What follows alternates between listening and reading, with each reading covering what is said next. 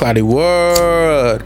Hey man, we talking about this issue with Lil Wayne speaking up on Kendrick Lamar and Academic's take on it as well.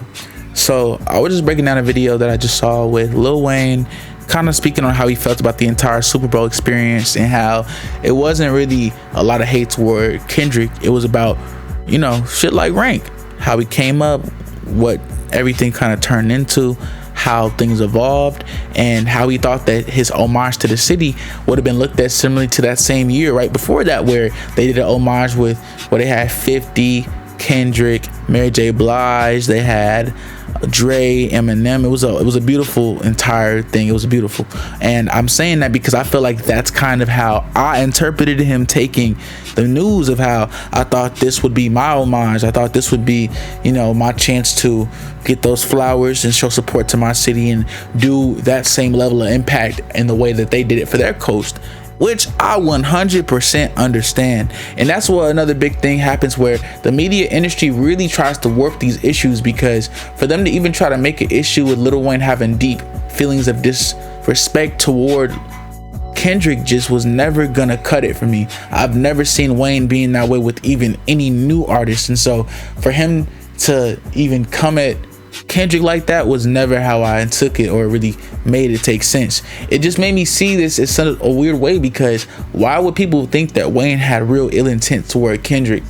And when I'm seeing this breakdown, Academic started speaking on how Wayne's legacy may go down as kind of an Allen Iverson in a ringless way, because a lot of his legacy and what he defined with music was during a mixtape era, and where those type of mixtapes aren't really consumed on the media forms we do. Those type of mixtapes will get you copyrighted. You take every dude's most poppin' beat that year and rap better, you're getting sued. Welcome to the Shanghai Sharks, buddy. Like, that's how it's going. And I do feel like that takes away from a lot of the talent and a lot of the best music that we may ever hear, because to me, Lil Wayne's mixtapes are still better than 90% of the music out here today. And that's not even some old head. I'm young, bro. I really have heard some of the most amazing music to ever touch my ears. I'm not glazing. To anyone who's gonna be commenting all that, I'm really not glazing. Like, Lil Wayne's discography, it should be like, imagine a New Yorker till you're done, like New York to the day you die, elite, breathe, everything New York. Jay-Z to them is the way Lil Wayne is to most people in the South, with half the glaze and almost double the talent. I'm so serious. And so I'll throw shots at Jay any day. I'll throw shots at Hov any day. No cap. But on some real, it's respect to their legacies and what they do. It just, to me, there's different areas of influence that define and require different levels of respect. And I feel like, one, I don't know, Super Bowl in St. Louis, man, it's not that Kendrick didn't deserve it. It's just that's so Lil Wayne, it feels almost disrespectful to not even include him. Like, to me, that was the biggest and most disrespectful aspect of it. It wasn't even about that per se. They could have did the collab. It would have, like, a Wayne and Kendrick collab, bro. Are you serious? Bro, that would have cemented Wayne and Kendrick at the same time and show support for the St. Louis way of this man putting your whole city on. And I'm sorry to any of the people that are from St. Louis that know about because even from the South Side of Chicago, there were always artists before Chief Keef, the way I'm sure there were a lot of artists before Wayne who, you know, found their own way of doing things. But just like how Chief Keef made his era, that Block is Hot Boys era will always remain a staple classic of that, you know, culture. And to me, I feel like I don't understand how his name wasn't even respected enough to be a mention, a legacy note, a 2 minutes in the performance. Like, stuff like that to me really shows how others' character is, and how, to me, I feel like Kendrick should have advocated for that. I don't care what nobody else says. If you say I'm your mentor, the GOAT, the greatest of all time, someone who's impacted you that much, speak on me. The same way how all these advocates and legacies and all these OGs spoke for Kendrick when he was coming up, when he was slighted.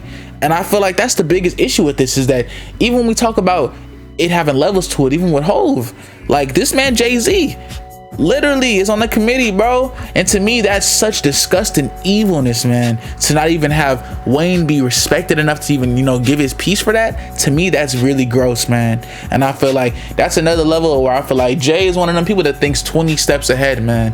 I feel like Jay-Z always took it personal that Wayne didn't sign with him, not understanding that Wayne in a way was also groomed, which I got a video I'm gonna talk about with that too, and I'm mad serious about that too, no jokes.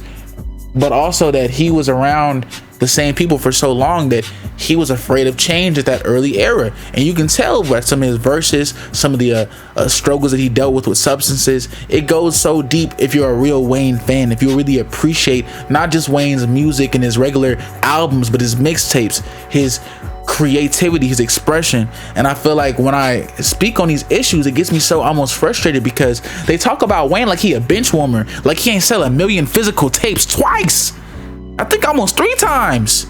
Like, bro, I get heated like he didn't do Carter 5 half a M off the digital 20 years into the game. Like, what are we doing here?